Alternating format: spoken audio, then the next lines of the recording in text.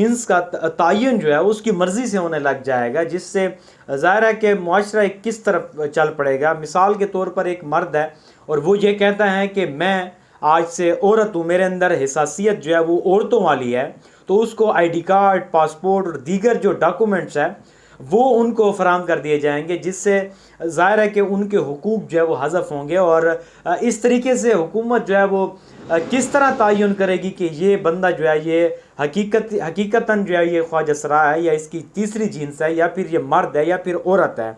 तो ये एक बहुत ही कॉम्प्लिकेटेड किस्म का इशू बन जाएगा।